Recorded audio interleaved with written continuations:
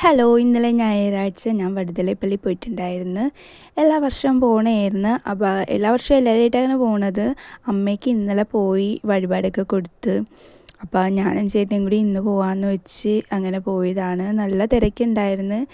ഉച്ചയൊക്കെ കഴിഞ്ഞ് ഒന്ന് വെയിൽ താറിയപ്പോഴാണ് ഞങ്ങൾ പോയിട്ടുണ്ടായിരുന്നത്. എല്ലാവരും ആ സമയത്താണ് വന്നതെന്ന് തോന്നുന്നു. പുണ്യാളനെ കാണാനായിട്ട് നല്ല ക്യൂ ഉണ്ടായിരുന്നു. പിന്നെ ക്യൂവിലൊക്കെ നിന്ന് പുണ്യാളനൊക്കെ കണ്ടിട്ട് പിന്നെ ഷോപ്പിങ്ങിനായിട്ട് ഇറങ്ങി.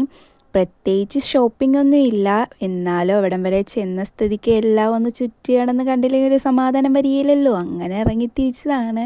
പിന്നെ അമ്മക്കൊരു ഗ്ലാസ് വാങ്ങിക്കണമെന്ന് പറഞ്ഞിട്ടുണ്ടായിരുന്നു. പിന്നെ അതൊക്കെ വാങ്ങിച്ച് ഇവിടെ നല്ല മൺപാത്രങ്ങളുടെ സാധനങ്ങളൊക്കെ കാണാൻ നല്ല ക്യൂട്ട്നെസ് ഉണ്ടായിരുന്നു.